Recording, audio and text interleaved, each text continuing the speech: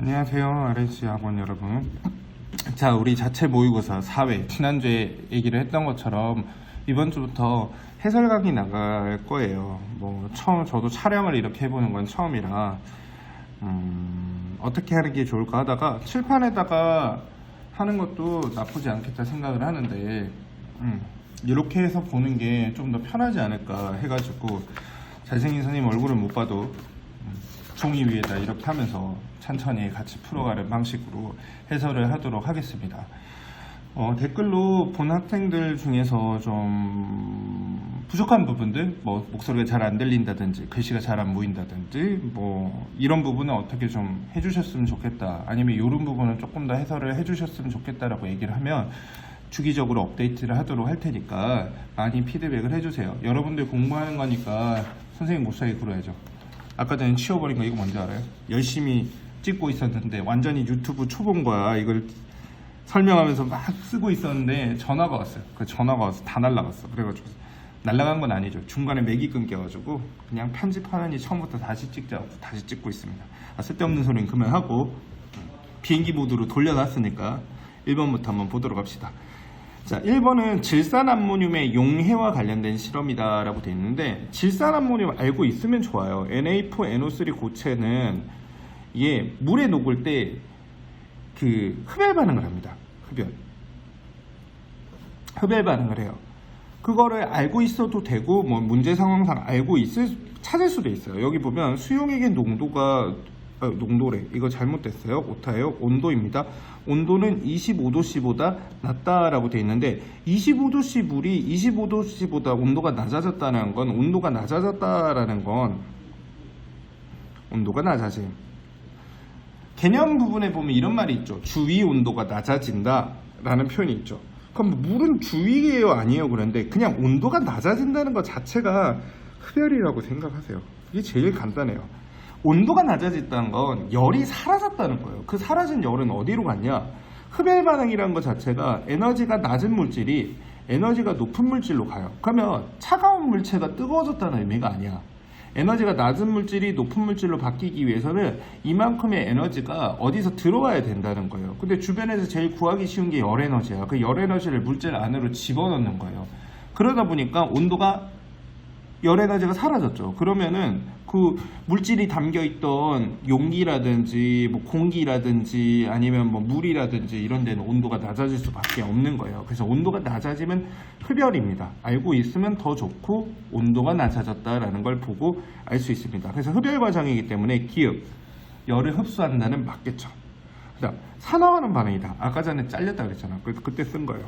물리변화이다라고 돼요. 용해는요, 화학 반응이 아니에요. 고체가 이제 상태 변화를 하는 건데, 이건 물리변화예요. 물리변화니까 화학 변화면 산화환원 반응인지 산염기 중화 반응인지 뭘 따지겠지만, 물리변화는 그냥 물리변화고 이런 건 아닌 거예요. 그래서 X. 이건 좀 헷갈릴 수 있을 것 같아요. 근데 문제를 잘 읽어보면 이렇게 시험관이 있는 데서 여기서 온도가 낮아지니까 여기 보니까 물방울이 이렇게 겉에 맺힌 거지. 읽어보면요. 이 물방울이 맺혔다라는 거는 수증기가 액체 상태로 바뀌었다라는 거죠. 그러면 기체 상태랑 액체 상태랑 에너지가 뭐가 높아요? 기체 상태가 더 높죠. 그러니까 기체 상태에서 액체 상태로 바뀌려면 에너지가 밖으로 나와야 돼요. 이게 발열 과정이 되겠죠. 그래서 니은 발열 반응이다 라고 하는 게 맞는 거죠. 흡열과 발열이 섞여 있다 보니까 약간 헷갈릴 수 있는데 답은 3번입니다. 어떤 물질이 녹으면서 열을 흡수를 해.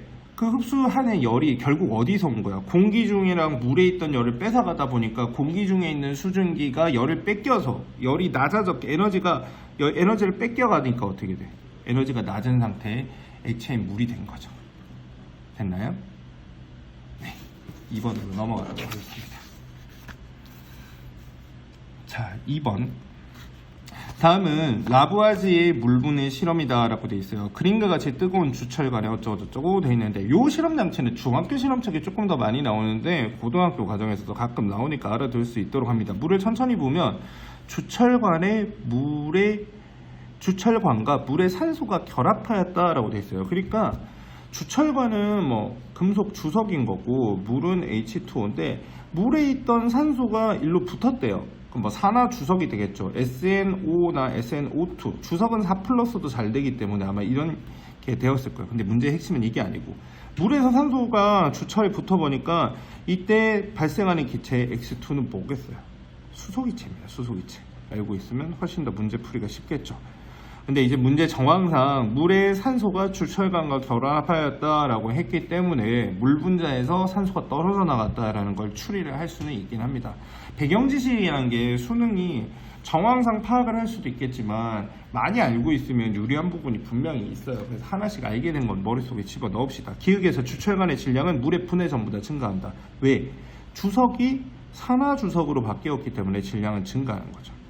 그 다음 이 실험으로부터 물을 가열했더니 다른 녀석이 나왔거든요. 수소? 그러면은 물은 2가지 이상의 원소로 되어 있으면 알 수 있습니다. 이건 중학교 책에 더 자세하게 나와요. 자, X2 분자는 H2 분자죠. H 분자는 단일 결합으로 연결되어 있다. 맞죠? 그래서 답은 5번입니다. 어렵지 않죠? 자, 다음 3번. 다음은 철근 콘크리트에 대한 설명입니다. 라고 되어 있는데요. 철근 콘크리트가 뭐죠? 철근 콘크리트? 철근은 말 그대로 요거 보면 여러분 공사장에서 봤던 사람들도 있을 건데 이렇게 쇠가 삐죽삐죽 나온 거 있죠. 말 그대로 강철로 만든 길쭉하게 만든 걸 철근이라고 하는 거고요. 콘크리트 이거 중요합니다. 콘크리트는요. 콘크리트는 시멘트가 아니에요. 이번에 2학년들 시험에서도 병점고에서 나와가지고 많이 틀렸는데 콘크리트랑 시멘트는 좀 달라요. 시멘트는 석회석에서 얻어내는 탄산칼슘을 가열을 하면 CO2가 빠져나가면서 CaO, 산화칼슘, 이거 생석회라고 하거든요. 여기 생석회랑 여기에다가 점토 성분을 섞어가지고 만들어 온 게 시멘트예요. 고운 가루죠. 그럼 콘크리트는 뭐냐? 시멘트에다가 뭐 자갈이나 모래 같은 걸 섞어가지고 물을 개가지고 굳힌 게 시멘트예요. 그러니까 시멘트에서 콘크리트가 되려면 자갈이나 모래 등이 섞여야 돼요. 그러니까 콘크리트랑 시멘트는 같지 않거든요. 근데 이제 그걸 좀 헷갈려요. 그리고 철근 콘크리트는 그 콘크리트가 그 양생한다 그러죠. 굳는 과정에 철근을 넣어가지고 같이 굳힌 거를 철근 콘크리트라고 합니다. 여기서 더 알 필요는 없긴 하지만 화학이니까 뭐 참고삼아 선생님 아는 척을 좀 하자면 철근은 금속이잖아요. 그리고 콘크리트는 이제 비금속이죠. 돌멩이 같은 거죠. 이 돌멩이들은 땡기는 거에 약해요. 인장 강도라 그러는데 이게 땡기는 거에 약해. 땡기다 보면은 이게 쩍 하고 갈라질 수가 있어요. 반대로 금속 같은 것들은 땡기면 좀처럼 안 움직이던 것들도 이렇게 밀게 되면 훅 하고 휘어질 수 있죠. 그러니까 압축 강도가 약해요. 근데 철근하고 콘크리트를 섞어 놓으면 압축에도 강하고 인장에도 강한 물질이 만들어지는 거죠. 이런데 만약에 금이 가더라도 이게 쩍 하고 갈라지지 않게 얘가 잡아주게 되죠. 이게 가능한 이유는 둘이 이제 서로 강한 부분이 조금 차이가 나서 그런 것도 있고, 그리고 이게 나중에 이제 재료공학이나 토목과 가면 알게 될 건데, 철하고 콘크리트하고는 열 팽창률이 거의 똑같아요. 무슨 말이냐면 여름이 되면은 고체들도 부풀어 나고 겨울이 되면 고체들도 수축을 하게 되는데, 얘네들이 각자 부풀어 나고 각자 수축을 하면 쩍하고 갈라지는데 열 팽창률이 거의 똑같기 때문에 여름이나 겨울이나 같이 부풀어 나고 같이 쭈그러들어 가지고 굉장히 서로의 단점은 보완하면서 완벽한 건축 재료죠. 이게 만들어지고 나서 고층 건물들을 만들 수가 있게 되죠. 그걸 알고 있다면 기역, 니은, 디귿 보기에서는 쉽게 골라낼 수 있습니다. 철근 콘크리트는 건설에 이용된다. 맞죠? 기역의 재료는, 기역이 철근을 콘크리트에 넣어요. 기역이 철근을 가리키고 있죠. 그래서 기역의 재료는 철이니까 철광석을 재려다 얻을 수 있다. 맞고요. 니은은 시멘트에 물, 모래, 자갈, 아까 말했죠. 모래나 자갈 같은 게 섞여야 콘크리트입니다. 그래서 기역, 니은, 디귿 다 맞으니까 답은 5번입니다. 자, 다음 문제 4번. 자, 그림은 물질 X 고체와 Y2 기체와 Z2 기체의 입자를 각각 모형으로 나타낸 것이다 라고 되어 있네요. 자, 한번 질문이 먼저 한번 봅시다. X 고체는 X 플러스와 기역의 정전기적 인력으로 구성이 된다. 맞아요. 왜? 전자 자체가 음전하를 띠고 있고 얘는 이제 금속 원자핵이 되니까 플러스 마이너스니까 전기적인 힘 맞죠? 전기적 인력으로 구성된다. 맞아요. 그다음 Y2 분자에는 단일 결합이 있다라고 되어 있는데 지금 Y와 Z는 둘 다 2, 3 X, Y, Z 모두 2, 3주기 원소인데 Y와 Z는 모두 17족 원소래요. 그러면 2주기 17족 원소랑 3주기 17족 원소라면 플루오린하고 염소를 생각을 할 수 있죠. 그러니까 둘 중에 하나는 F2고 둘 중에 하나는 Cl2예요. 뭐가 F2인지 알았어요? 난 알 것 같은데. 그지? 얘가 F2죠. 이게 Cl2고. 어떻게 알아요? 수능은 특징이 어떻게 돼요? 단원이 좀 섞이죠. 여기 보니까 원자 크기가 달라요. 3단원에 보면 원자 반지름 관련한 얘기 있죠. 주기율표에서 위쪽으로 오른쪽으로 갈수록 원자 반지름은 작아집니다. 그러니까 반지름이 상대적으로 작은 원자가 2주기 원자, 반지름이 큰 게 3주기 원자라고 볼 수 있죠. 그래서 Z2는 F2입니다. 자, Y2 분자에는 단일 결합이 있다. 맞아요. 플루오린은 원자가 전자가 7개니까 부족한 하나의 전자를 채우기 위해서 옆에 있는 원자와 단일 결합을 하겠죠. 그 다음 결합이 형성이 될 때 XY랑 XZ의 이온 사이에 이게 뭐야? 오타인가봐요. 이온 사이에 결합력이겠죠? 오타는 제가 수정해서 나중에 문제 드리도록 할게요. XY가 XZ보다 크다. 양이온은 똑같아요. 2주기인지 3주기인지 모르니까 뭐 리튬 플러스나 나트륨 플러스가 될 텐데 거기에 그냥 나트륨이라고 합시다. 나트륨에다가 플루오린이 붙은 거랑 나트륨 양이온에 염화이온이 붙은 거랑 지금 결합력을 비교를 하게 되면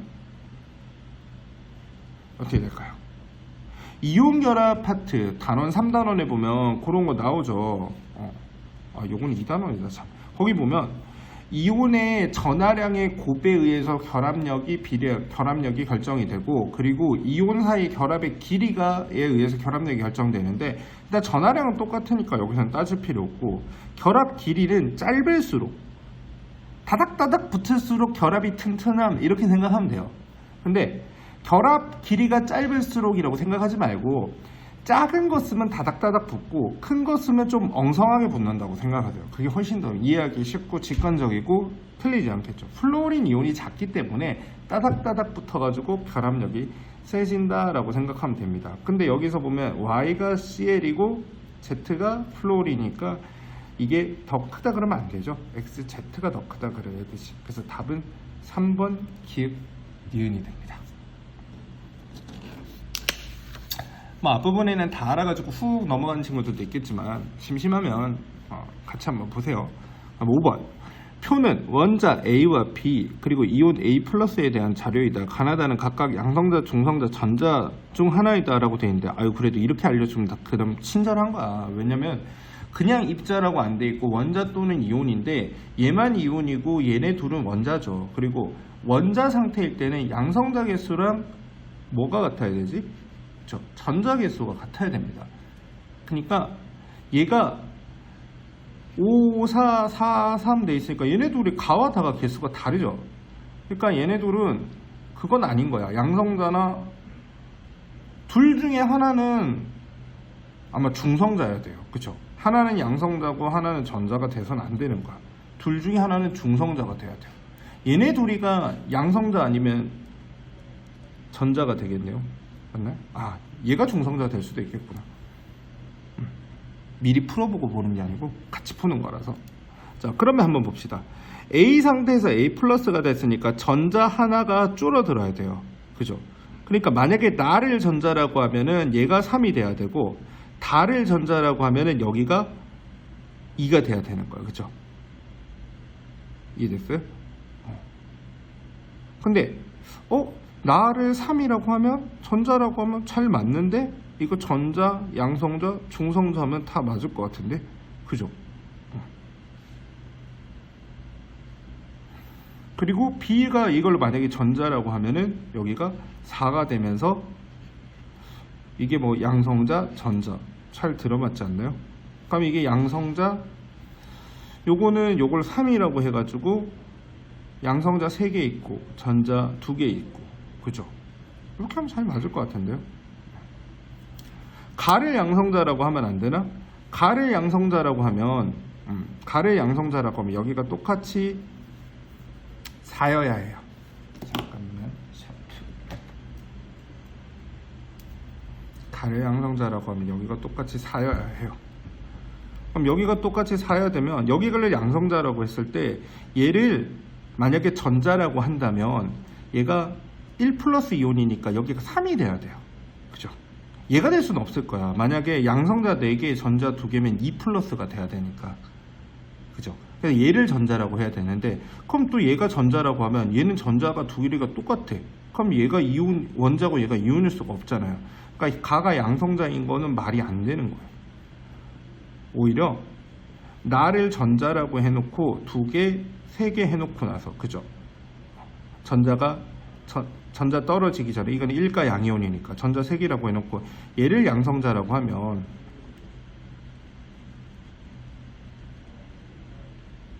세 개 해가지고 얘는 1 플러스 이온이고 얘는 중성 원자니까 잘 설명이 되죠. 그래서 얘를 중성자라고 보는 게 더 그럴듯할 것 같아요. 그래서 가는 양성자가 아니다 라고 되는 거죠.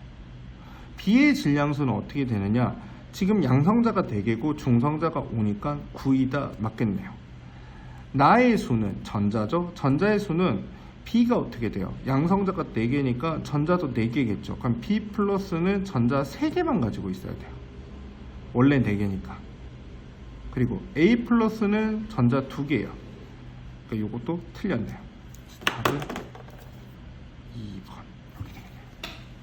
됐죠? 넘어갑니다.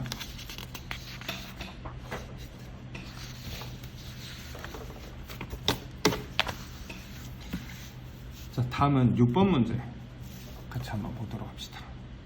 6번은 그림 가와 나는 열린 시약병과 밀폐된 시약병에 같은 질량의 물이 각각 들어있는 모습을, 다는 나에서 시간에 따른 물의 증발 속도와 수증기의 응축 속도를 나타낸 것이다. 문제 잘 보이죠?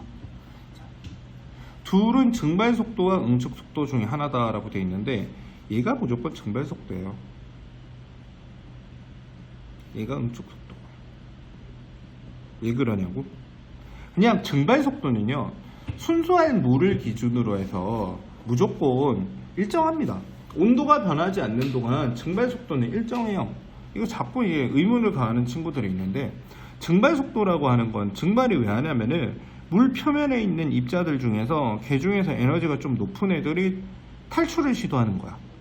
그래서 이 표면적에 비례하고 온도랑 관계, 온도가 높을수록 탈출하는 애들이 많아지고 물 표면적이 넓을수록 단위 면적당 탈출하는 애들이 일정할 테니까 표면적이 넓어져야 탈출 속도가 올라가요. 근데 물은 증발을 하는 동안에 어떻게 돼요? 온도가 일정하면 온도 안 변하고, 물이 쭉 내려가도 어떻게 돼요? 표면적은 똑같잖아요. 그래서 증발 속도는 안 변하는 거예요. 근데 순수한 물은 이 평형 문제에서 증발 속도 안 변한다는 거 그냥 알고 있으면 편해요. 대신 설탕물은 증발 속도가 변해요. 설탕물은 물이 날아가고 나면 용액이 점점 진해지면서 증발 속도가 떨어지거든요. 근데 엄밀하게 따지면 그건 화학원에서는 낼 수가 없어. 그건 화투거든요. 자, T 지점에 도달하게 되면은 증발 속도와 응축 속도가 같아지면서 이제 증발 안 하는 것처럼 보이죠. 이게 동적 평형 상태 맞습니다. 자, 기역은 가에서가 나에서보다 크다라고 되어 있는데 증발 속도 일정하다니까요. 그렇죠? 무조건 같아요. 뚜껑 닫아도 같아요. 뚜껑 닫아도 상관없습니다. 나에서도 증발은 열심히 하는 거예요. 다만 응축을 똑같이 하기 때문에 육안으로 변화가 없을 뿐이죠. 일정한 시간이 지난 후, 이 지점부터 일정한 시간이 지난 후 물의 양은 가와 나에서 같다라고 되어 있는데, 나는 평형에 도달하고 나면 물의 양이 변하지 않겠죠. 근데 가는 증발한 물이 자꾸 빠져나갈 수가 있기 때문에 가에서도, 이거는 다는 나에서를 보는 거잖아요. 그쵸? 근데 이제 가에서는 지금 증발한 것들이 계속 날아가 버리니까 응축 속도가 늘어날 수가 없어요. 그래서 가와 나에서 같지 않고 가는 물의 양이 줄어들죠. 여러분 알잖아요. 뚜껑 열어놓으면 물 다 증발하는 거. 답은 1번입니다. 그 다음 7번. 그림은 3가지 탄수화물을 주어진 기준에 따라 분류한 것이다 라고 되어 있는데, 여기는 안 나와 있지만 꼭 그려야 한다기보다 머릿속에 떠오르기는 해야 돼요. CH4는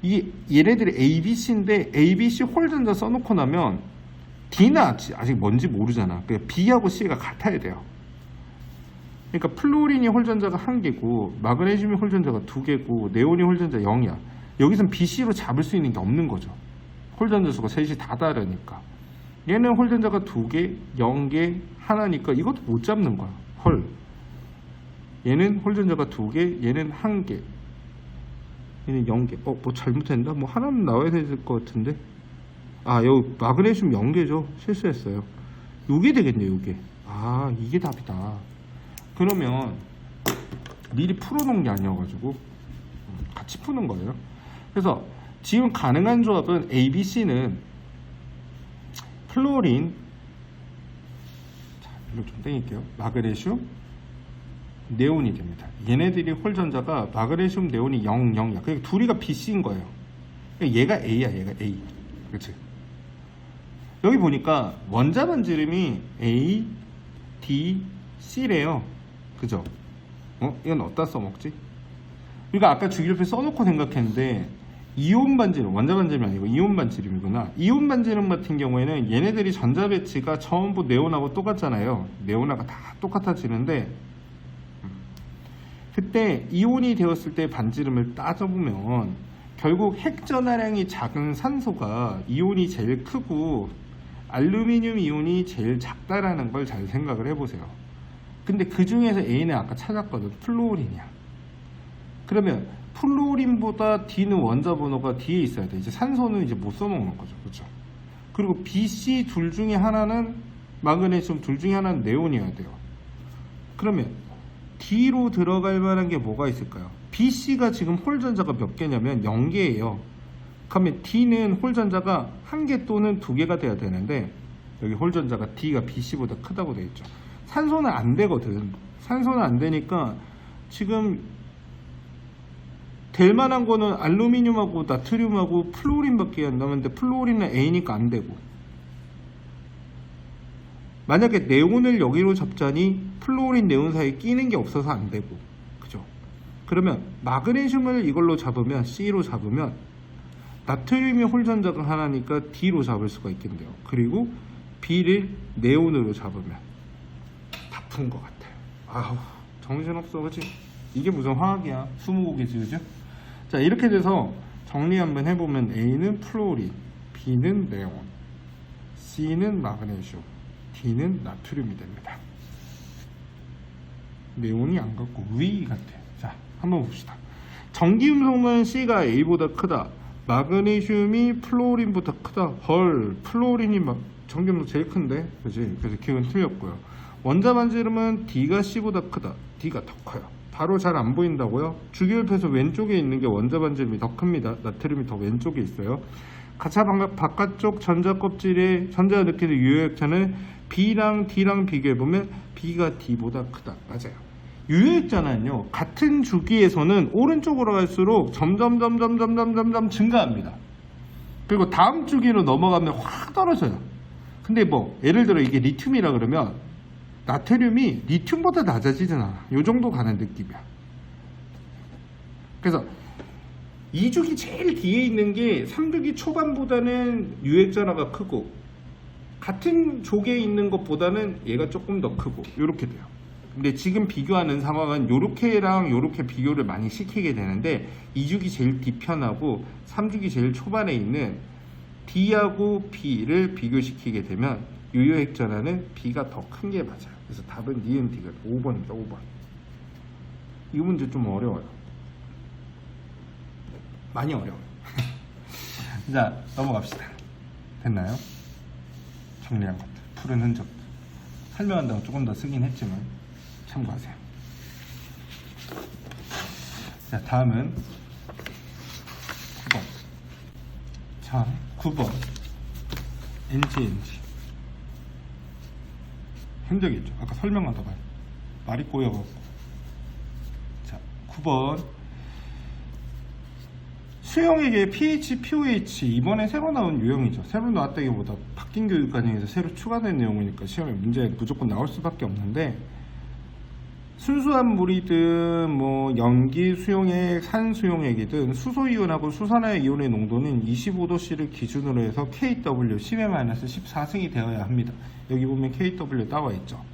그리고 pH 형태로 고치면 pH 더하기 pOH는 14가 돼야 돼요. 근데 뭐 가는 보니까 안 나와 있고 나는 보니까 pH가 B, pOH가 B라고 돼 있으니까 나 수용액 같은 경우에는 2B가 14, B 더하기 B, B는 7이라는 건 알 수 있죠. 근데 가 한번 보세요. 가 pH가 안 나와 있어. 근데 A가 자연수라고 했거든, 그죠? A가 자연수라고 했으니까 여기 문제에서 A도 있고 가하고 다 보니까 A도 있고 여기 밑에도 한번 더 쓸게요. A도 있고 OA도 있는데 A가 자연수니까 A가 1이면 OA는 5가 되고 A가 2면 OA는 10이 될 거고 A는 3이면 OA는 15가 될 거고 A가 4면 OA는 10 얼마냐? 4, 5, 20이 되고 뭐 이런 식이 되겠죠. 근데 되는 게 있고 안 되는 게 있겠죠. 지금 여기 보니까 A가 어떻게 돼요? 0보다는 더 큰 값이고요 7보다는 작은 값이에요, 그죠? 0보다는 큰 값이고 7보다는 작은 값이에요. 그러면 뭐 1, 2 뭐 이런 게 가능할 건데 지금 여기서 보니까 pOH 지금 OA도 어떻게 돼요? OA 값은 55는 안 되겠네요. 여기가 7이니까 7보다 커야 돼. 이건 빠지고 10이나 15 이렇게 돼야 되는데 만약에 여기가 10이잖아요. OA가 10이라고 치면 pH랑 pOH가 합쳐서 14가 돼야 되니까 여기가 10이면 샤프로 해야겠다. 지워야 될지 모르겠네. 여기가 10이면 여기가 pH가 여기가 4가 돼야 돼요.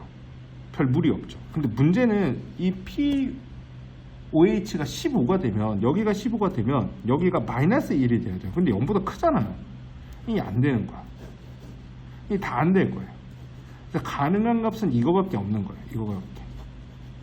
그래서 가수용액 같은 경우에는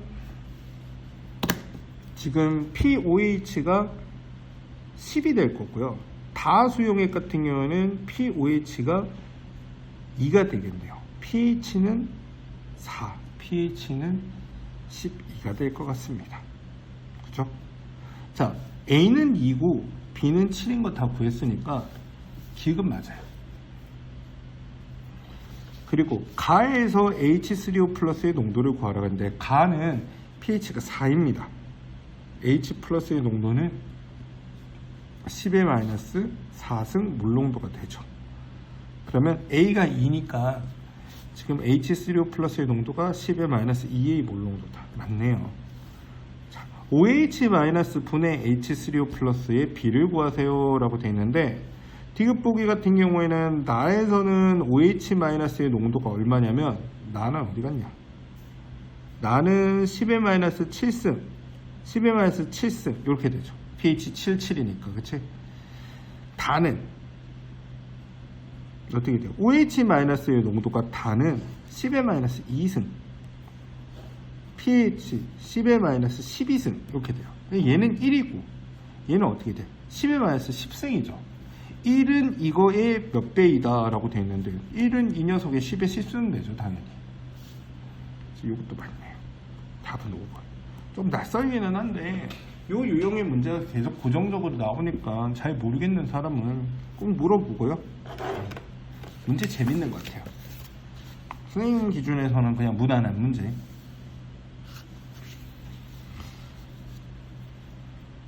자, 10번. 표는 탄소와 원자 XYZ의 세 가지 결합에서, 그러니까 탄소와 X, 탄소와 Y, 탄소와 Z의 결합에서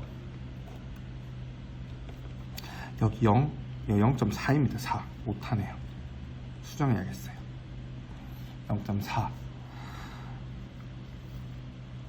자료이다 라고 되어 있는데 전기염소도 내가 수업 시간에 많이 외우라 그러거든요. 탄소 얼마인지 알아요? 전기염성도? 탄소는 전기염성도가 2.5예요. 5. 그리고 XYZ는 수소, 산소, 염소 중에 하나인데 수소는 2.1이에요. 산소는 3.5죠. 염소는요? 염소는 3.0이에요. 이거 알고 있는 사람 입장에서는 이 문제는 그냥 거저 죽은 거야. 이게 예전에 기출문제에서도 전기음성도 외운 사람들 거저 죽고 그냥 추리해서 풀려면 어렵고 뭐 그런 문제들이 있었거든요. 그래서 기본적으로 2주기, 3주기까지도 외워두는 게 좋습니다. 제일 좋은 거는 수소하고 리튬부터 플로린까지 외운 다음에 나트륨, 마그네슘, 그리고 염소, 황까지 외워두세요. 전기음성도. 안 적어줍니다. 한번 찾아보라고. 다 나와 있어요. 수능 특강 책 봐도 나와 있고 완자 책 봐도 나와 있고.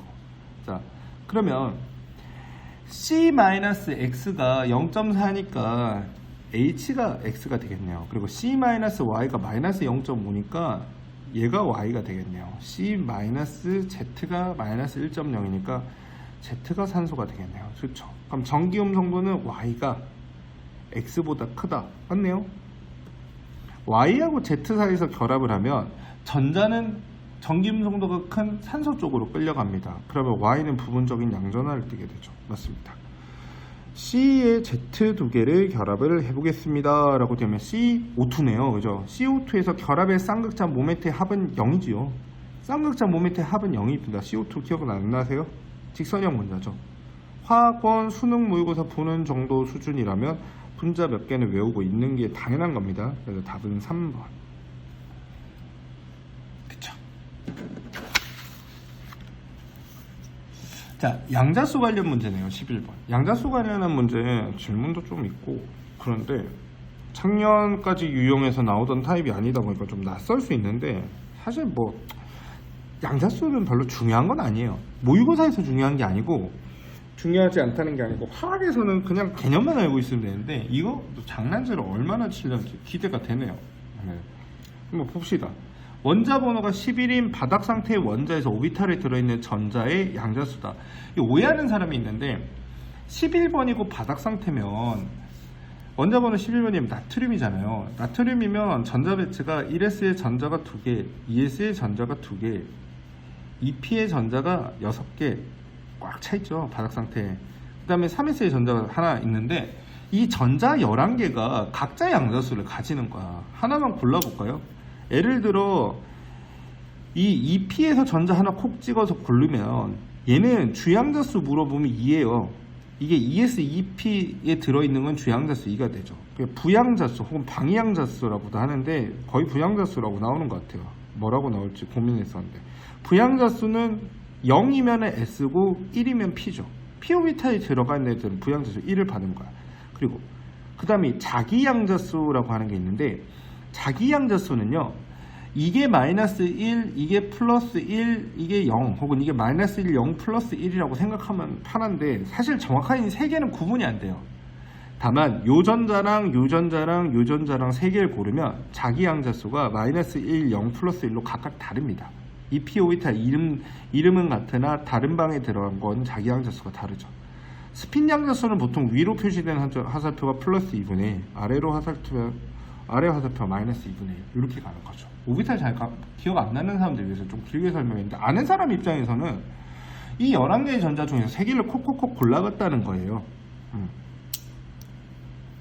근데 보니까 주양자수가 A, A, B 이렇게 돼 있어. 그럼 어떻게 돼요? 얘네 둘이가 주양자수가 1이거나 2거나 3이거나 되는데 얘네 둘은 주양자수가 3은 될 수가 없어. 왜? 주양자수 3의 전자가 하나밖에 없잖아. 그죠? 전자 2개가 없어. 그래서 안 되고 주양자수 1일 수도 없어요. 왜요? 되는 거 아니야? 눈치챘어요? 이 두 개의 전자가 스핀 양자수가 무조건 달라야 돼요. 근데 스핀 양자수가 같죠. 얘네들은 주양자수가 2인 거야. 2. 얘네들은 A는 주양자수가 2죠. 2. 잠깐만. 주양자수가 2인데도 어떻게 돼? 부양자수까지 같아. 근데 이게 만약에 부양자수가 0이면 s오비탈이 들어있어야 되는데 s오비탈에 들어있는 두 개의 전자는 스핀 양자수가 다를 수밖에 없죠. 그러니까 이거는 1인 거야. 1. p오비탈인 거야. 그러면 이 p오비탈에 있는 스핀 양자수 같은 전자 두 개를 이렇게 골라낼 수 있거든요. 대신에 여기 보니까 자기 양자수의 총합은 0이래요. 총합은. 그러면 얘네는 3개 중에서 2개는 3개 중에 2개를 고른다 그러면 자기 양자수가 요 3개 중에서 2개를 골라야 되는 거야. 마이너스 1, 0 플러스 1. 그죠? 근데 얘는 어떻게 돼? 주양자수가 달라. 얘는 1 아니면 3이죠. 그럼 여기 있는 거 아니면 여기 있는 건데 얘네 둘은 자기 양자수가 0이거든요. 무조건. 그러니까 얘는 자기 양자수가 무조건 0이어야 돼. 근데 셋이 합해서 0이 되려면 하나는 자기 양자수가 플러스 1, 하나는 자기 양자수가 마이너스 1 이렇게 돼야 되겠네요. 됐습니다. 첫 번째 껍질이나 세 번째 껍질에 들어있든 어쨌거나 S오비탈이 들어있어야 되기 때문에 얘는 S오비탈이 들어있어야 되기 때문에 부양자수는 0이 맞아요. 끝까지 누군지는 못 찾네요. 그냥 좁혀놓고 문제를 풀어야 돼. 가나다 중 자기 양자수가 0인 전자는 하나밖에 있을 수가 없어요. 왜? 자기 양자수 총합이 0이라고 했기 때문에 그렇죠. 가가 들어있는 오비탈의 에너지 준위는 나가 들어있는 오비탈의 에너지 준위보다 높다. 가, 나는 여기 2p 오비탈 중에서 하나하나예요. 2p 오비탈 3개의 에너지 준위는 같습니다. 그래서 디귿은 완전 헛소리를 하고 있는 거죠. 쌤이 입장에서는 별로 어려운 문제는 아닌데 신유형이고 양자수 많이 안 들어본 문제는 친구들은 조금 까다롭게 느껴질 수는 있을 것 같아요. 낯설죠? 됐나요?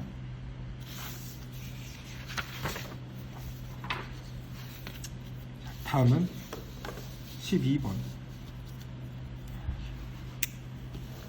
12번 됐어.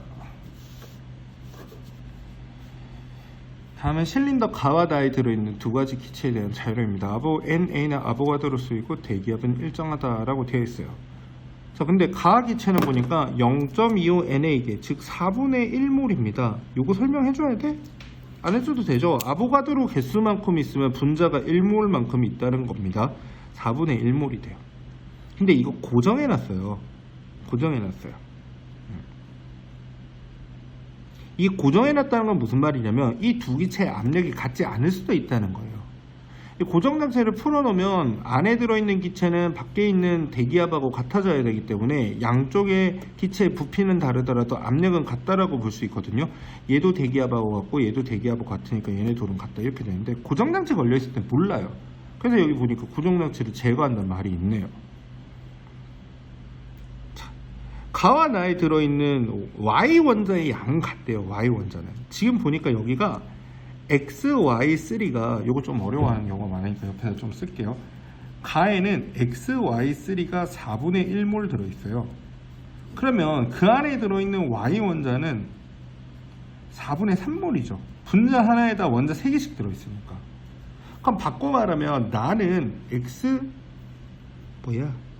X2Y2인데 X2Y2는 몇 몰 있는지는 모르겠으나 똑같이 Y 원자가 4분의 3몰이래요.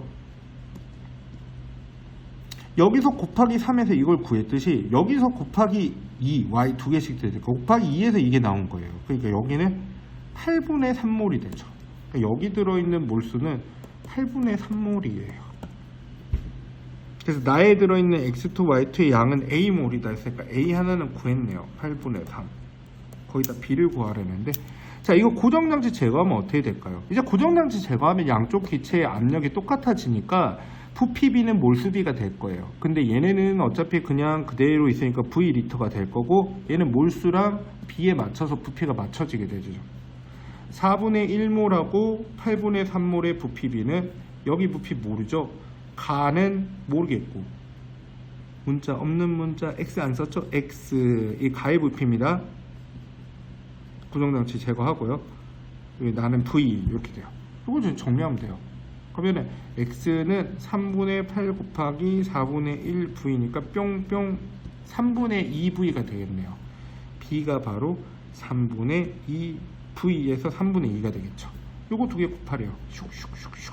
답은 1번 4분의 1이 되겠네요. 좀 쉽게 푼 듯한 느낌은 받는데 막히지 않고 가면 오래 걸리는 문제는 아닌데 좀 여러분들이 주로 많이 헷갈려하는 유형이니까 조심조심 푸세요. 그 세 번째 페이지에 있고 문제 난이도가 조금 올라가기는 했지만 이 정도는 풀어야 그래도 한 2등급 턱밑까지는 달아볼 수 있지 않겠어요? 킬러 유형 아니더라도. 자, 넘어갑시다. 13번 표는 2주기 원소 XYZ로 구성한 분자 가와 나에 대한 자료이다. XZ의 원자과 전자수는 467 중에 하나래요. 너무 대놓고 알려주는데? 근데 누가 누군지는 안 알려줬으니까, 그치? 2주기 원자라고 했고, 원자과 전자수가 467이면 뭐예요? 탄소, 산소, 플로린, 요 세 원자죠. 자, XYZ가 아직 뭔지는 모르는 거야. 순서는 XYZ가 뭔지는 안 나와 있잖아요. 그죠? 자, XY 두 개로 구성된 원자인데, 구성 원자의 원자과 전자수의 합이 16이래요. 16이려면 어떻게 돼야지? 요거 두 개, 요거 하나면 되잖아. 그치? 이거 4개를 붙이는 원자는 없으니까, 그치? 16 만들면 요거 두 개, 요거 하나. 원자과 전자수 합이니까, 그죠? 그러니까 요거 두 개, 요거 하나니까 이건 CO2라고 볼 수 있죠.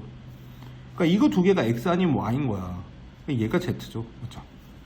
그 다음 Y하고 Z를 쓰는데 원자과 전자수가 20이야. 어떻게 하면 되지? 요거 두 개, 이거 하나면 되네. 그치? O 하나에 F 두 개. 이거 OF2일 것 같은데요. 이런 문제가 있다는 건 알고 있어야 문제 풀이가 쉬운 거죠. 그러면 이게 Y가 되겠네요. 그래서 얘는 YZ2 CO2 여기 X니까 XY2 이렇게 되겠네요. 자, 이산화탄소에는 비공유 전자쌍의 수는 4개입니다. 4개. 헐, 너무 빨리 가나? 산소에 비공유 전자쌍가 2개씩이 있어요. 산소에 2개 해서 총 4개죠. 여기는 비공유 전자쌍이 몇 개입니까? 플로린에 3개, 산소에 2개 있습니다. 그러니까 둘, 셋 해서 총 8개가 되죠. 그래서 A는 4, B는 8이 됩니다. A는 4, B는 8이니까 기근 틀렸네요. 맞아? 맞네. 미쳤구나. 약분도 못해. 그치? 기억은 맞네요. 자, Y의 산화수는 가에서가 나에서보다 크다라고 되어 있는데 CO2에서 Y니까 누구야? 산소죠. 산소의 산화수는 마이너스 2입니다. OF2에서 산소의 산화수. 이거 산소가 마이너스 2 산화수 못 가지는 예외죠. 플로린이 무조건 마이너스 1이 돼야 하기 때문에. 가에서가 나에서보다 작죠? 산화수 마이너스니까 작은 거죠. 자, 쌍극자 모멘트는 나가 가보다 크다. 이건 맞아요. CO2는 직선형 분자이기 때문에 분자의 쌍극자 모멘트는 0입니다. 0. 그럼 나는 어떻게 돼? 0이 아니죠. 그러니까 0보다 큰 거야. 음수는 어차피 없거든요. 그래서 답은 4번.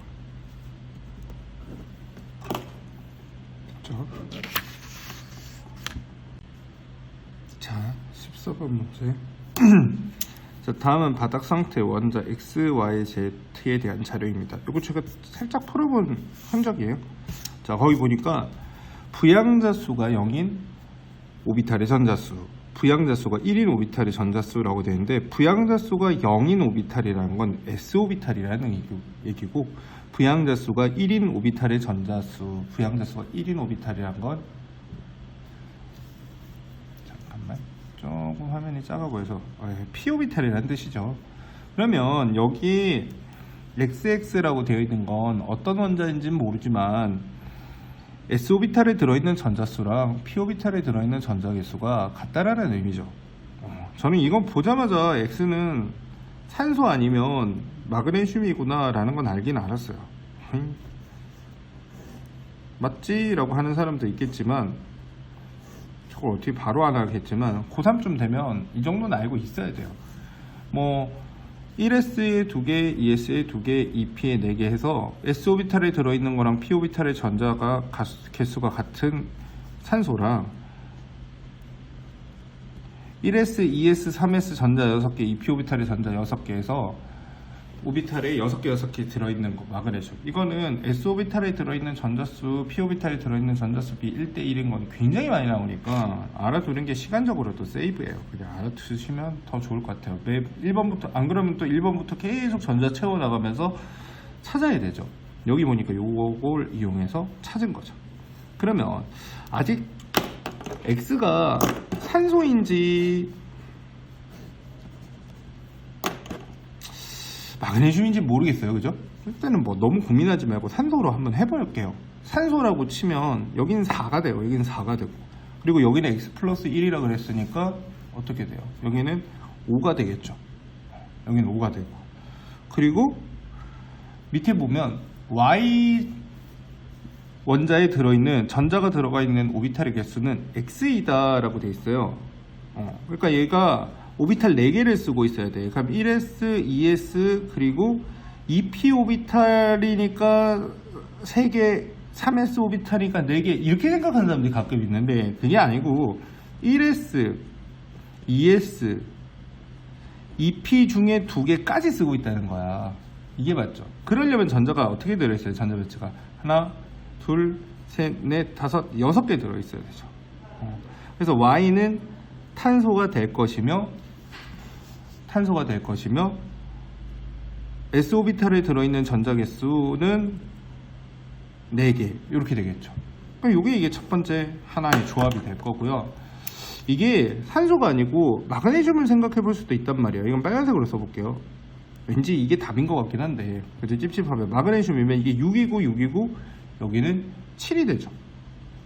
그리고 마그네슘은 오비탈을 몇 개 쓰고 있냐면 X 개수 쓰고 있다 그랬으니까 오비탈 6개를 써야 돼요. 그러면은 1s, 2s, 2p 3개 하고 3s까지 쓰고 있어야 돼요. 3s까지.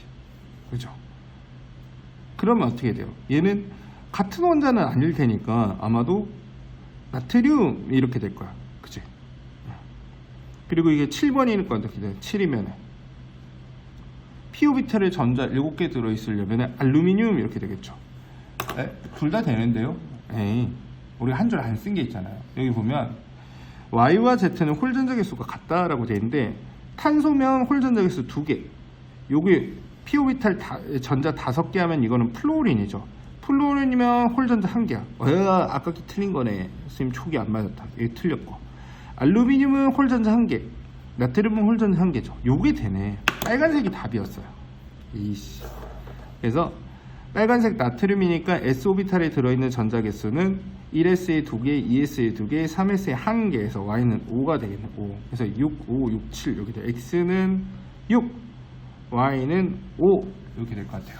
X는 6, Y는 5죠.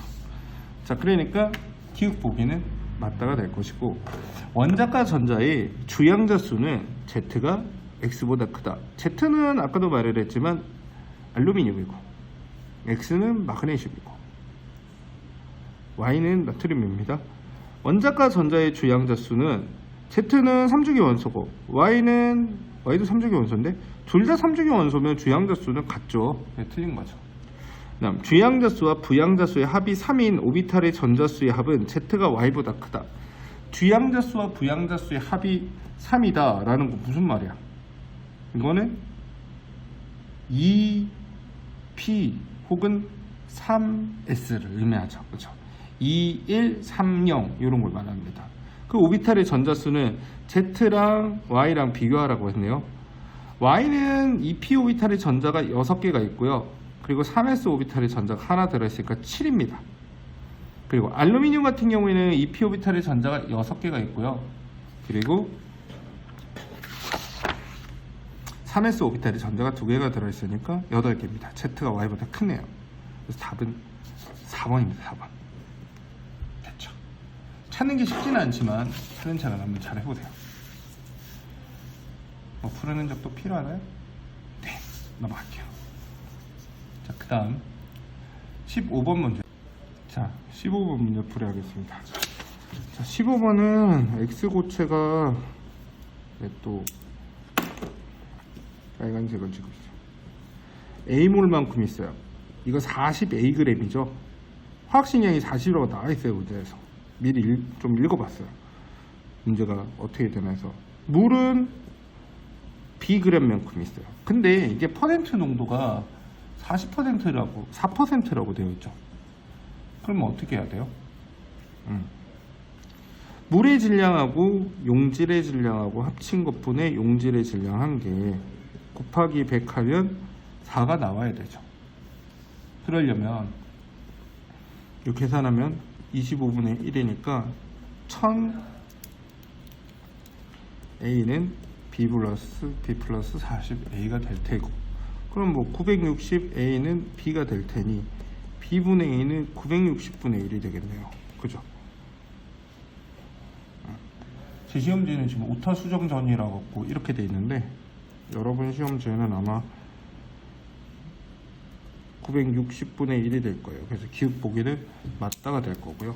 자, 오타 체크한다고 한번 풀어봤거든요. 그 다음에 니은을 풀려면 이걸 이제 보통 학생들이 제일 어려워요.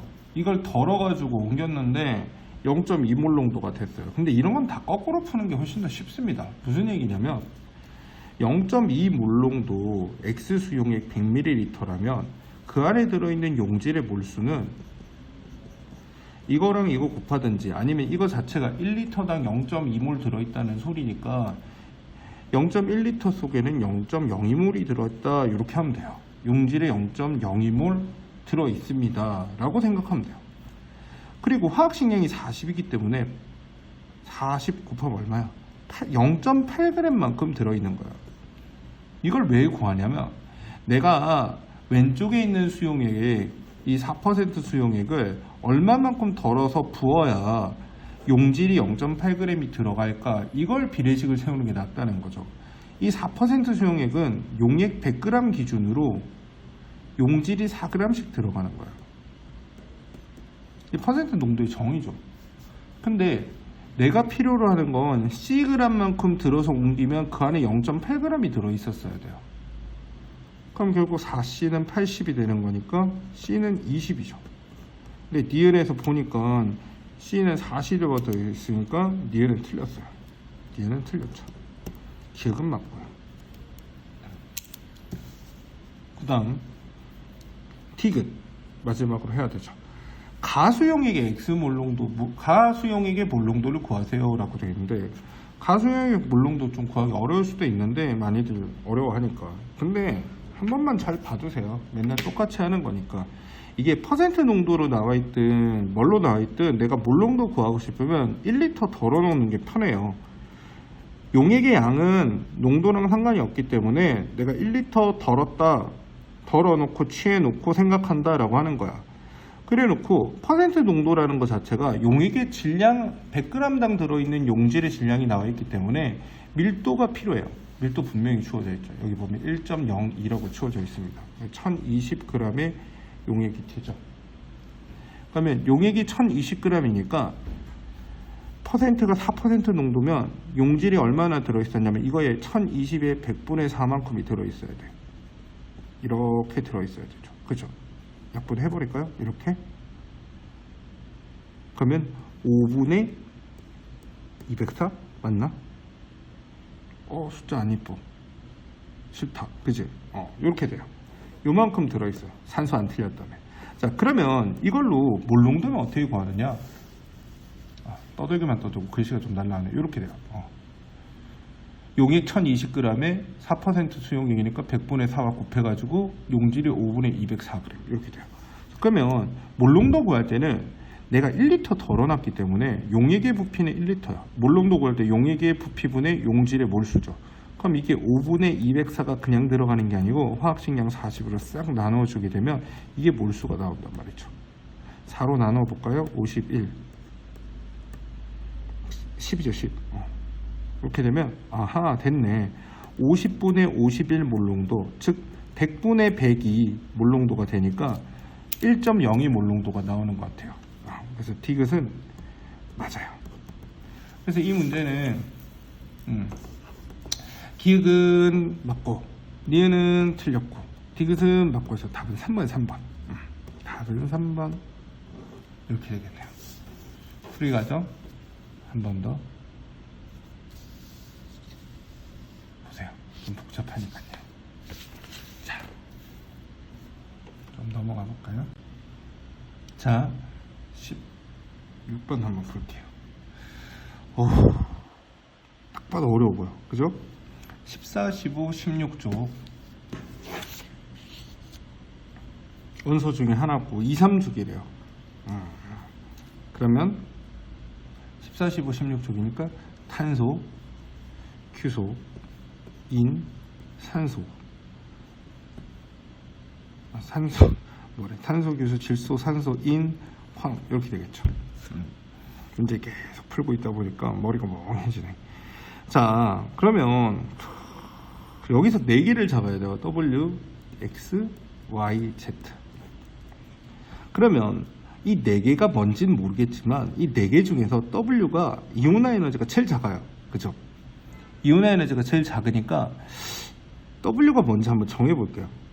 이 넷 중에서 이온화 에너지가 제일 작은 건 규소예요, 참고로. 그러니까 제일 작은 규소가 W일 가능성이 높지 않을까 해서 이제 W를 정하거나, 규소가 아닌다면 규소보다 조금 더 이온화 에너지가 큰 거를 W를 잡는다거나 뭐 이런 식으로 가보면 어떨까 싶어요. 만약에 W가 이온화 에너지가 제일 작다고 쳐요. 참고로 이온화 에너지 순서는 알죠? 탄소, 질소, 산소 이렇게 됩니다. 그죠? 그리고 탄소보다 규소가 조금 낮고, 그치? 규소보다 인이 조금 높고, 그리고 황이 조금 낮은 이런 느낌이죠. 이렇게 이어지는 느낌으로 그리면 대충 맞아요. 규소, 인, 황. 그러면 6개 중에서 제일 이온화 에너지가 낮은 게 규소니까 규소를 W로 잡자고요. 그러면 규소를 W로 잡으면 나머지 X, Y, Z 3개가 있어야 되는데, 문제에서 잘 보면 일단 15적 원소는 2가지가 다 포함이 된대요. 그죠? 15적 원소 2가지는 다 포함되니까 N하고 P가 다 포함이 돼야 돼요. 그러면 E는 규소보다 유효액전은 어떻게 되는지 알아요? 같은 주기에서 오른쪽으로 하면 유효액전은 증가합니다. 근데 아까 전에 내가 W를 규소로 잡았지. 그러면 XY 인이 규소보다 유효액전화가 크기 때문에 얘네 둘이가 XY, Z 안에 포함돼야 되니까 15적 원소 2가지 다 들어간다 그랬으니까 XY, Z 중에서 W보다 유효액전화 큰 게 최소한 하나는 있어야 돼요. 없잖아요. 그죠? 그럼 W를 잡는 건 부족하고 간 거야. 너는 땡이야. W가 아닌 다른 거로도 안 돼. 왜? 이온화 에너지 제일 작아서 W 후보를 해줬더니 안 됐잖아. 그치? 얘는 W가 아니라 그냥 W, X, Y, Z 안에 끼지도 못해요. 그럼 그 다음 후보를 생각해 볼 수 있는 건 인이요, 인. 인을 한번 W로 생각을 해볼게요. 그죠? 인을 W라고 생각을 하면, 그럼 나머지 있는 X, Y, Z는 뭐라고 봐야 되냐면, 이온화 에너지가 W보다 X, Y, Z가 다 크니까 이제 황은 빼고 요것들이 X, Y, Z가 돼야 돼요. 그죠? 그죠? 그러면은 X, Y, Z 중에서 이온화 에너지가 제일 큰 건 Z니까 요걸 W로 잡으면 요게 Z, 그리고 요게 Y, 요게 X가 되겠네요. 그럴싸해요. 그죠? 근데 X, Y, Z 유효액전화 비교해 보세요. X, Z, Y 순으로 같은 주기율표에서 같은 주기면 유효액전화가 커져야 돼요. 즉 Y가 제일 커야 된단 말이야. X, Y, Z 중에서. 근데 이것도 안 되잖아요. 너도 이제 안 되겠다. 빠져야겠다. 이렇게 돼요. 그러면 또 남는 게 뭐가 있어요?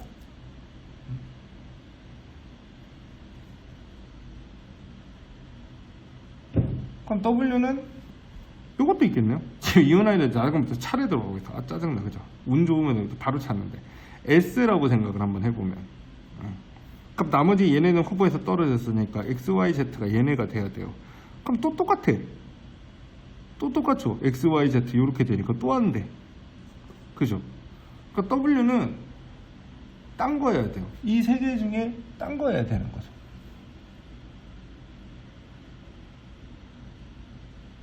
그럼 뭘 해야 되지?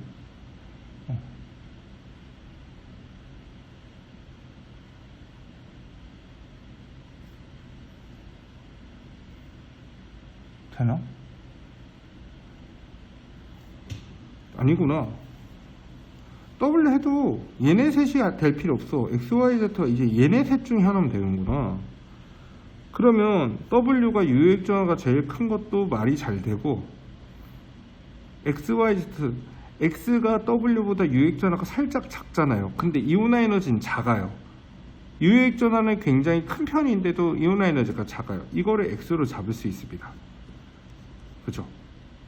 그럼 남아있는 Y, Z 두 개는 유효액전화는 Z가 더 크고 이온화 에너지도 Z가 더 커야 돼요. 그럼 이걸 Z로 잡고 이걸 Y로 잡아야 돼요. 이걸 왜 Y, Z로 못 잡는지 알아요? 오른쪽에 있는 녀석이 유효액전화는 큰데 이온화 에너지는 Z가 더 크다 그랬으니까 이게 안 되는 거예요. 그래서 Y, W, X, 미안해. Y, Z, X, W 이렇게 되겠네요. 그럼 W, X, Y, Z가 황,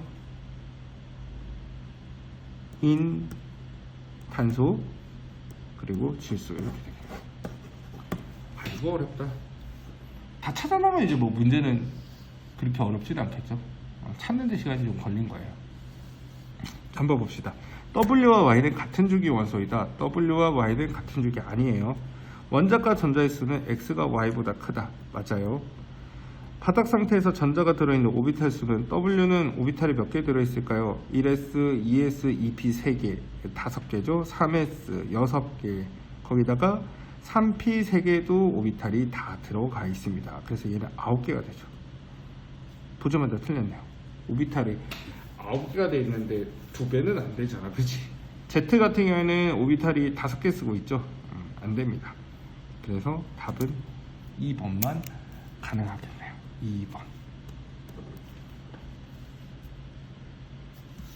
어렵다, 그죠? 문제 보면서 보세요. 다음은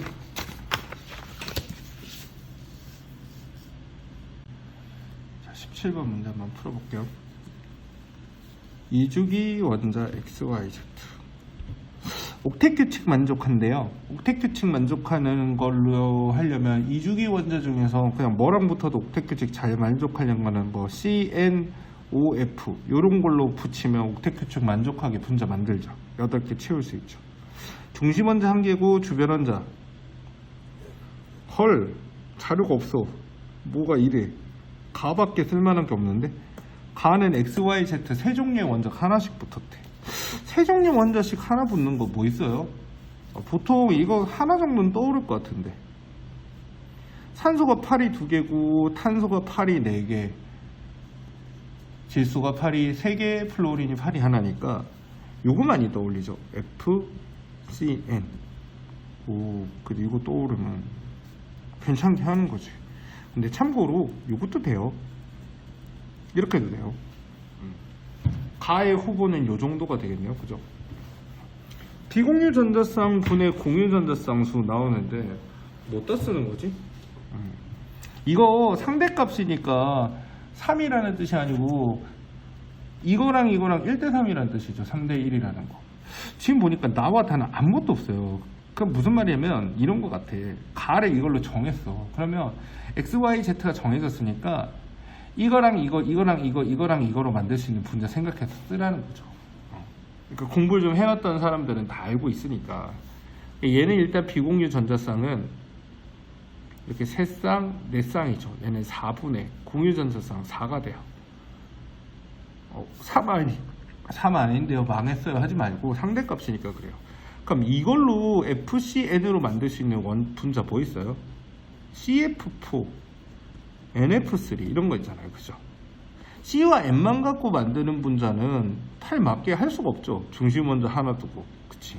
이거 2개 생각하면 돼요. 요거는 비공유 전자쌍이 12이에요. 바로 셀 수 있겠어요? 플로린의 비공유 전자쌍 3개 있기 때문에 3개씩 4개. 그리고 단일 결합으로 4개 붙어 있으니까 4 이렇게 되고, 얘는 10개예요. 10개. 플로린의 3개씩 333 그리고 질소의 하나 그리고 10분의 3이죠.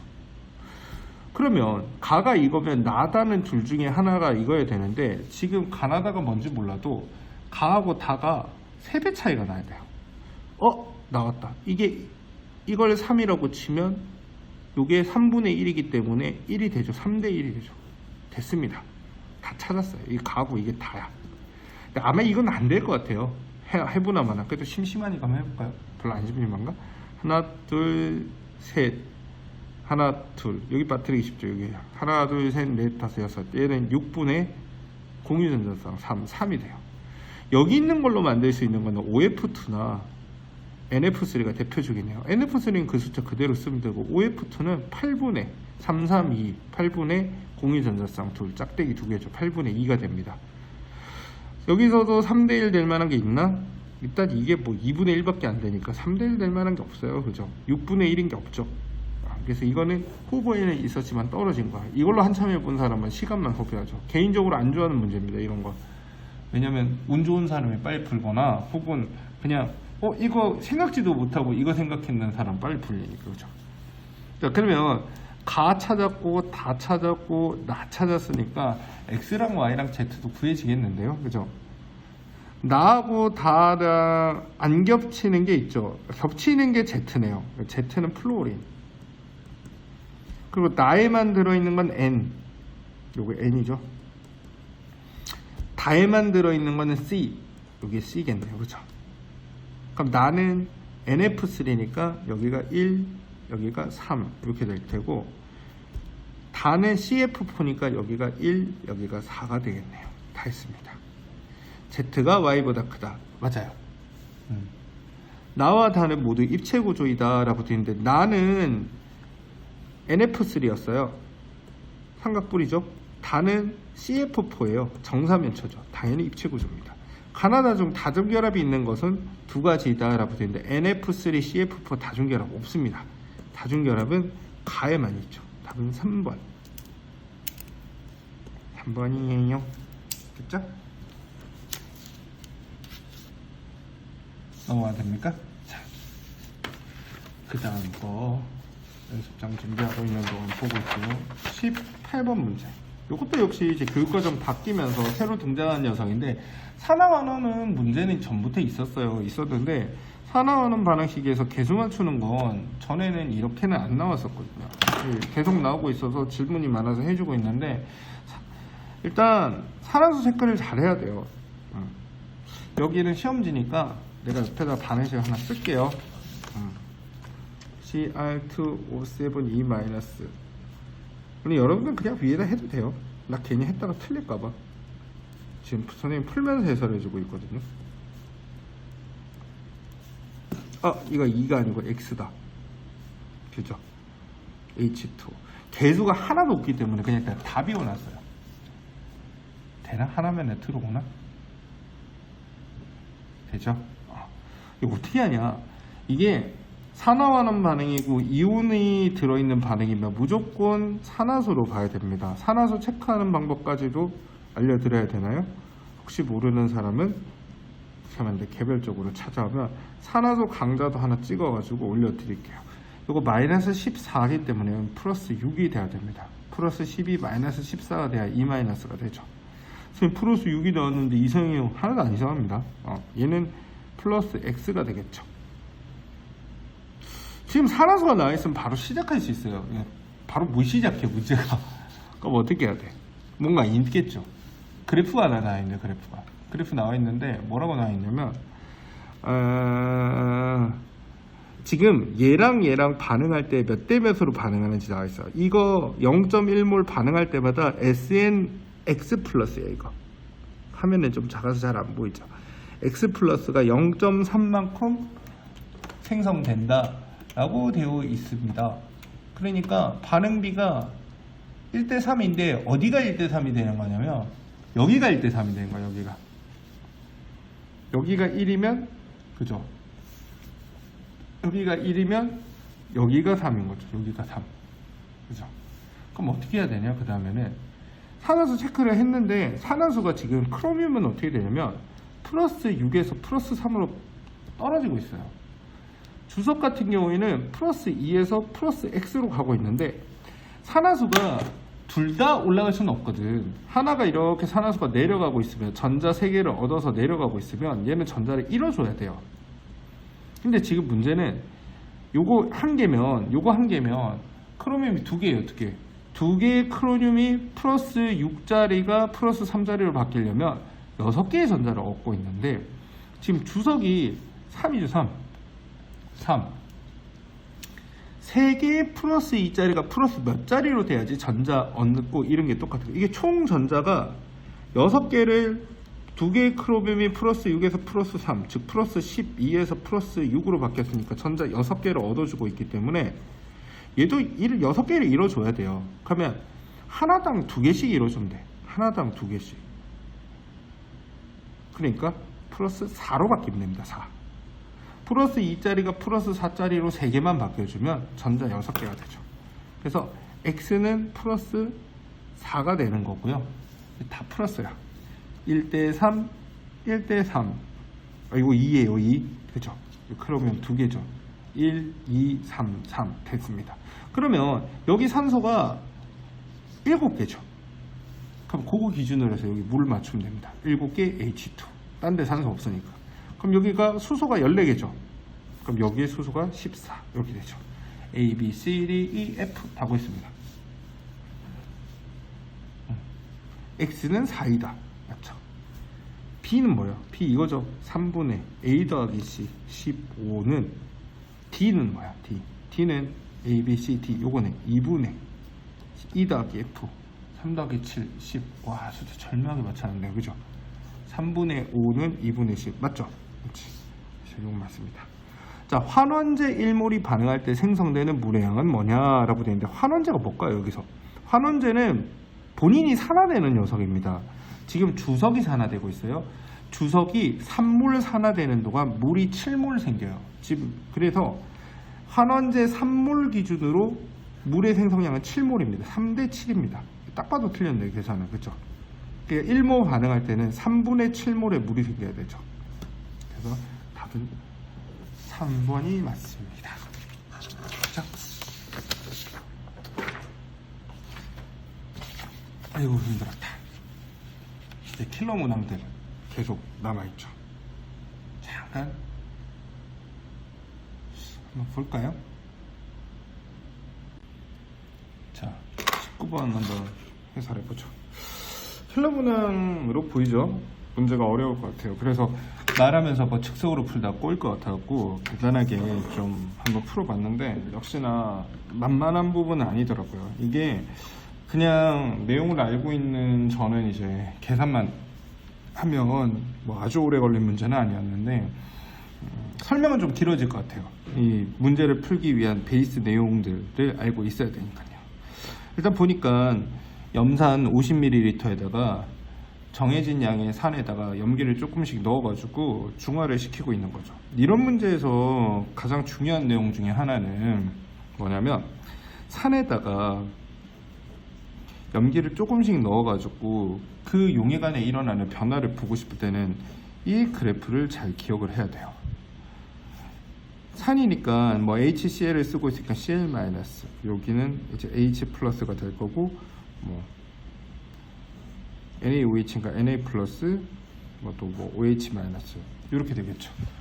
뭐 저 이 그래프 아는데 뭐 이건 뭐 어디다 쓰라는 거죠. 이 그래프의 가장 핵심은요, 초기 수용액 상태에서 수산화 나트륨이 어느 정도 들어왔을 때 용액 중에 이온수의 변화를 나타내고 있기도 하지만 가장 문제 큰 틀에서 많이 쓰는 건 뭐냐면 여기서부터 여기까지 변화를 살펴보는 게 되게 중요합니다. 여기서부터 여기까지. 무슨 얘기냐면 지금 산에다가 염기를 조금씩 넣어주면 이 안에 이온수가 점점 어떻게 되니? 라고 하면 대부분 다 감소합니다 라고 대답을 되게 많이 해요. 이온수가 산에다가 염기를 조금씩 넣어주니까 산에 들어있는 H 플러스가 줄어드니까 감소해요 라고 생각하지만 그래프를 막상 봅시다. 산에 들어있는 구경권 이온인 음이온은 Cl-는 중화점까지 개수가 변화가 없죠. 근데 H 플러스는 개수가 점점 줄어듭니다. 이온수 감소하는 거 맞지 않아요? 근데 잘 보세요. 염기가 들어오면 H 플러스가 없어진 자리에 Na 플러스가 들어오죠. 그럼 얘가 없어진 만큼 얘가 들어오기 때문에 결국에는 수용액 안에 이온수는 여기까지 변화가 없습니다. H 플러스 없어진 만큼 Na 플러스가 들어오죠. 그래서 여기서부터 여기까지는 이온수가 하나도 변화가 없다는 게 되게 포인트예요. 그리고 염기가 많이 들어가게 되면 OH-랑 Na 플러스가 같이 들어오면서 그때부터 이온수가 증가를 하게 되죠. 자, 그러면 이 사이에서 농도는 어떻게 되느냐? 이온의 개수는 변화는 없지만 염기 수용액을 자꾸 넣으면 부피가 자꾸 늘어난단 말이죠. 농도라는 게 뭐냐요? 부피분에 들어있는 입자수 이렇게 되는 거니까 부피가 자꾸 입자수는 변화가 없는데 부피가 계속 늘어나니까 농도는 떨어질 수밖에 없죠. 문제를 한번 볼까요? 여기 보면 2V만큼 넣었을 때 25분의 1, 3V만큼 넣었을 때 125분의 4. 전체 이온의 몰 농도가 이렇게 된대요. 얘가 125분의 5고 125분의 4니까 선생님 말한 대로 농도가 떨어지죠. 무조건 떨어지는 거란 말이에요. 하지만 중요한 건 얘가 농도가 다른 거지, 농도가 떨어진 거지 그 안에 들어있는 이온 개수의 변화는 없어야 된다는 거예요.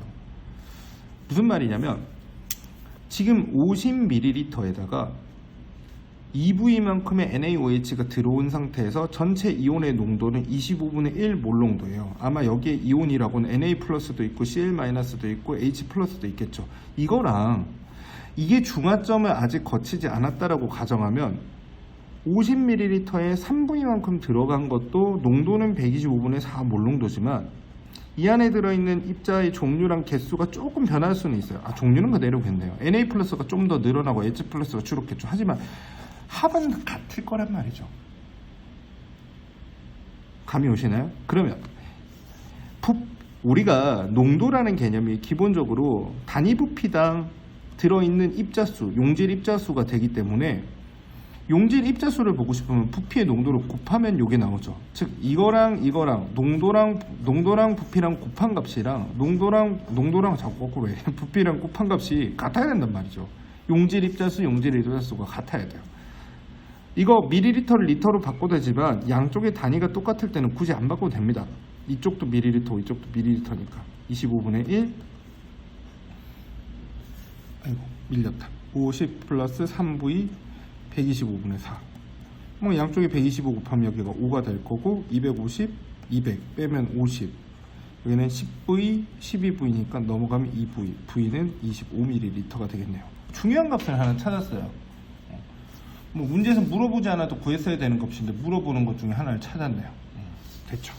그 다음에 그럼 이걸 찾았는데 그 다음에 뭘 어떻게 해야 될까요? 용질수 변화가 없잖아요. 그 변화 없는 용질수가 얼마인지를 한번 생각을 해볼게요. 여기가 2V만큼 들어갔을 때, 즉 50ml 들어갔을 때는요, 총 부피는 100ml예요. 왠지 알죠? HCl 50ml에 NaOH 50ml니까 이 상태에서 전체 이온의 몰 농도가 25분의 1몰 농도래요. 근데 아까 봤지만 NaOH가 조금 들어온 상황에서 Cl-는 일정 수를 유지하고 있지만 얘네들은 뭐 조금 이렇게 되겠죠. 그러면 이 25분의 1 몰 농도는 전체 이온이니까 Cl-만의 농도를 구한다면 50분의 1몰 농도일 거예요. 이해되세요? 전체 개수에서 얘네 둘이 빼면 남는 Cl-가 절반일 거라는 거죠. 전체 개수는 일정했는데 Cl- 개수는 변한 적 없으니까. 그럼 이걸 이용을 하면 Cl-의 몰수를 구할 수 있어요. NCl- 이렇게 쓰죠. 요거랑 요거랑 곱하면 돼요. 근데 몰농도랑 리터를 곱해야 원래 몰수가 나오는데 요렇게 해서 계산 팁을 하나 줄게요. 요거 구할 때 50분의 1 몰농도 곱하기 0.1리터 해가지고 요거 계산하는 친구들이 많거든요. 그럼 숫자가 딱 봐도 좀 구질구질하잖아요. 그냥 곱해요.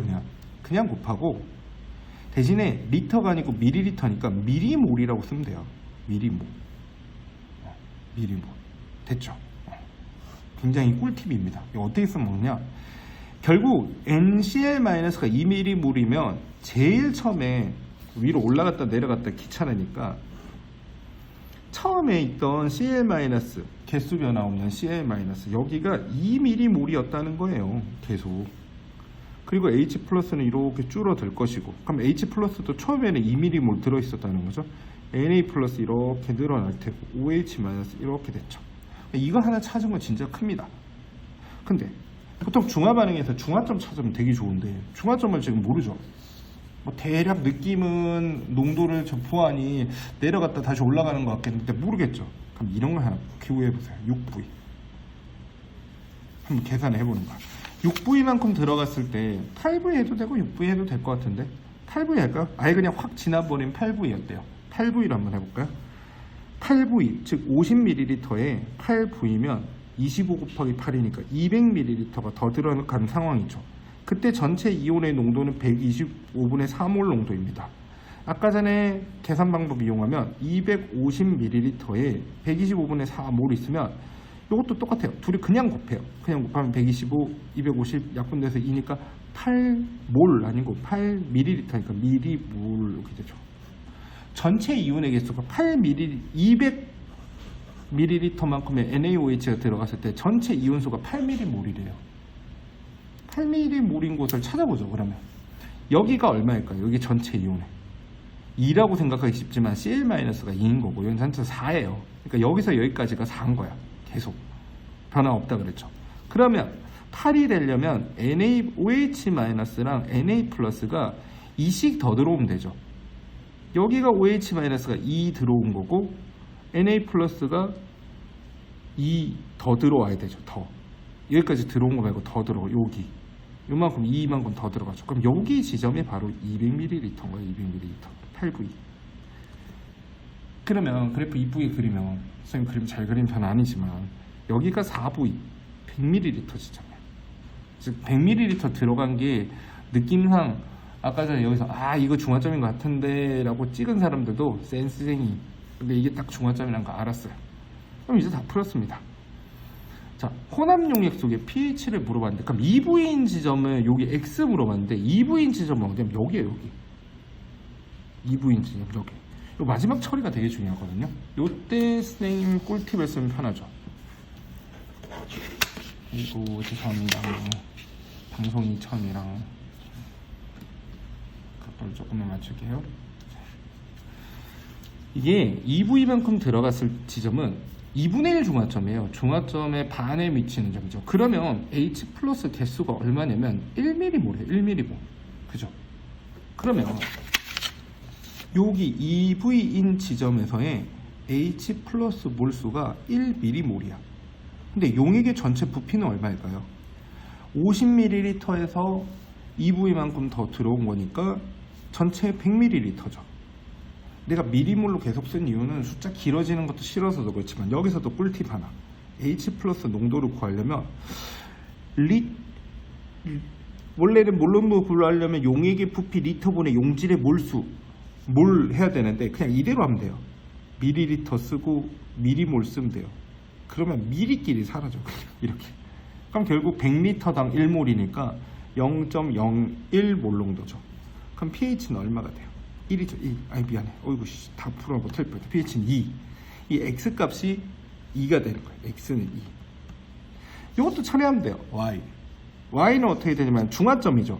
중화점에서는 아까 전에 봤지만 중화점까지는 이온 개수가 총 4mm몰로 변화 없습니다. 그러면은 총 이온의 농도 y는 4mm몰만큼 들어있는데 총 부피 50에다가 4V니까 100ml 더 들어온 거죠. 150분의 4. 여기 밀리리터니까 밀리리터 미리몰 농도 바로 나오죠. 다 풀었어요. 자, 그러면 V 곱하기 X분의 Y 구하라 그랬으니까 V 얼마였지? 25. Y 얼마죠? 150분의 4. X가 2니까 X분의 1, 2분의 1 이렇게 계산하면 이렇게 2가 되고 75가 되고 3분의 1 몰롱 3분의 1 이렇게 나오죠. 그래서 답은 1번 이렇게 나옵니다. 계산관 좀 잘 보이시나요? 계산관이 좀 복잡하죠? 그냥 혼자 풀 때는 이거보단 간단하게 풀었어요.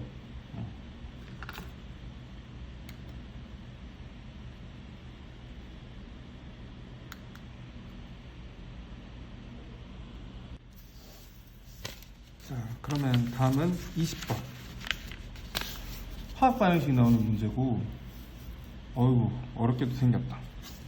그래서 어렵게 생겨갖고 진짜 어려운 줄 알고 한번 풀어봤더니 생각보다는 할만했던 것 같아요. 생각보다는 할만했는데 그래도 어려우니까 같이 잘 보도록 합시다. 일단 여기다가 바로 해도 되는데 좁으니까 실제 시험 내는 크죠. 문제 정리를 잘해야 보인다 그랬어요. A 플러스 B EC. 근데 여기 개수가 없어. 저는 이렇게 비워둬요. 나중에 채울 개수니까. 그리고 첫 번째 실험 조건, 두 번째 실험 조건. 원래 그리고 실험 조건을 잘 정리를 해둬야 돼요. 근데 이건 정리해봐야 별 의미가 없어. 헐, 왜요? 다 문제인데. 그러니까 이런 거는 문제를 잘 읽어야 돼. 문제 읽어보니까 우와, 대박. 첫 번째 실험에서 모두 반응할 때요. 모두 반응. A랑 B랑 준비해놓고 반응하면 둘 다 사라졌대. 중요한 정보죠. 그리고 전체 부피가 3리터였다가 전체 부피가 2리터였대요. 그리고 분자량의 비가 A 대 C는 4대 5다 이렇게 됐어. 전 여기서 이미 감을 잡은 것 같아요. 왜냐, 지금 보면 A의 개수가 안 나있죠. 이거 모두 다 썼으니까 이거 A 개랑 B 한 개 쓰면 C가 2개가 나와요. 그러니까 반응 용기 끝나고 나서 2리터는 다 C란 말이죠. 그죠?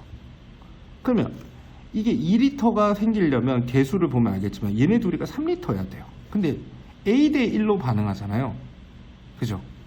그러려면 어떻게 돼야 돼? 이게 2 대 1이어야 딱 2리터 쓰고 1리터 쓰고 2리터 생겼다가 말이 되죠. 그래서 A는 2예요. A는 2. 요것만 찾아도 이제 문제 반은 풀었죠. 자, 근데 보니까 A Xg하고 B Yg인데 지금 여기 보면 분자량이 나와 있어요. A랑 C만 나와 있어갖고 난감하다고? 아니요. A, C 알려줬으면 다 알려준 거지. 개수도 안 한데. A가 분자량 4고 B가 분자량, C가 분자량 5면 얘가 5짜리면 어떻게 돼요? 4짜리 2개랑 B 하나로 5짜리 2개를 만들어야 되니까 B는 분자량이 자동으로 2가 되죠. 그래서 B의 분자량은 2입니다. 2. 그러면 A 분자량 4고 B 분자량 2니까 이거 우리 몰수로 다 쓸 수 있겠죠. 요거 4분의 X 몰만큼 쓰고 이게 2분의 Y몰. 얘는 질량이고요. 몰수로 따지자면 4분의 X몰이죠. 2분의 Y몰이고요. 이렇게 딱 써서 딱딱 떨어지는 거야. 근데 개수비를 알잖아요. 즉 4분의 X랑 2분의 Y가 2대 1이어야 돼. 그래야 딱 맞아 떨어지죠. 그럼 계산하면 Y는 4분의 X니까 X 대 Y는 어떻게 돼요? 4대 1이죠. 4대 1. X가 4Y 혹은 뭐 X 4Y1 뭐 이렇게 해도 상관없습니다. 혼자 풀 때는 이렇게 푸세요. 그냥 X는 4Y 하지 말고 이거 그냥 4g 약간 1g 같은 느낌으로 풀어도 아무 상관없습니다. 그럼 2번은 뭐 하면 돼요? 그냥 XY만 뒤집으면 되죠. 여기가 뭐 1g 여기가 4g으로. 근데 분자량 알고 있어요. 4, 2. 그럼 얘는 2몰, 얘는 4분의 1몰, 0.25몰 이렇게 되는 거야. 그럼 반응하면 어떻게 돼요? 2대 1로 반응하니까 얘는 다 쓰고, 그죠? 잘 보이고 있나? 8분의 1, 4분의 1몰 다 썼으니까 얘는 8분의 1몰 써야 돼. 2대 1이잖아요. 그죠? 그러니까 얘는 8분의 15몰 남고, 그죠? 그러면 1대, 이건 2대 2니까 여기는 4분의 1몰 또 생겨야 되죠. 얘는 8분의 2몰 생기죠. 그러면 반응 끝나고 나서 미리 읽어봤어요. 반응 전후에 기체 밀도 물어봤는데 반응 전후에 질량은 보존이 되니까 어차피 부피랑 밀도가 반비례 관계죠. 질량 일정할 때. 그러니까 밀도비는 부피비의 역수가 돼요. 그래서 부피비는 몰수비니까 반응 전 몰수는 여기가 4분의 1이니까 4분의 9몰에서 두 번째 실험 조건이에요. 그리고 얘는 8분의 17몰로 바뀌었어요. 그렇죠? 반응 전과 반응 전 기체 밀도와 반응 후 전체 기체 밀도 물어봤으니까 반응 전에 4분의 9분의 1 왜 바꿨어요? 밀도랑 부피는 반비례 관계니까 몰수는 부피의 비례죠. 부피라고 생각하고 4분의 9몰은 9분의 4, 8분의 17은 17분의 8. 그럼 요거는 18분의 8이 되는 거니까 요 계산하면 되죠. 18분의 8 곱하기 17 곱하기 8 뿅뿅 18분의 17. 그래서 답은 2번입니다. 어려운 문제가 많았어요. 그냥 아마 그래도 신유형들이 많이 쏟아지게 될, 완전 쏟아진다기보다는 농도 개념이라든지 뭐 평형 개념이라든지 뭐 여러 가지가 조금씩 들어가다 보니까 거기에 익숙해지려면 연습 좀 하긴 해야 되겠지만 제 눈으로 봤을 때는 뭐 기존의 교육과정 바뀌기 전 수능에서 뭐 아주 뭐 어려웠다고 볼 수는 없어요. 제일 짜증나는 산화원원 패턴 문제도 빠졌고 그러니까 좀 여러 번 연습하다 보면 될 수 있지 않을까 싶으니까 해설 영상 참고해가지고 공부하도록 하고 모르는 거 있으면 댓글 달거나 쌤한테 문자 보내거나 그리고 학원에 와서 참석 시간에 물어보거나 하셨으면 좋겠습니다.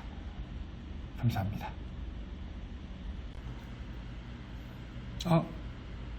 안녕하고 인사했는데 뒤에 뭐가 나오네요. 딴 건 아니고 4번에서 설명은 다 맞았는데 오타가 나가지고 다시 원본을 봤더니 결합이 형성될 때 이온 사이의 결합력이 아니고 이거 거리더라고요. 거리였습니다. 그래서 거리로 하게 되면 답은 결합력하고 거리는 반대가 되기 때문에 답은 3번이 아니고 답이 5번이 돼요. 풀이가 달라지는 건 아니고 글자가 바뀌었으니까 그거 조심하도록 하고요. 진짜 안녕.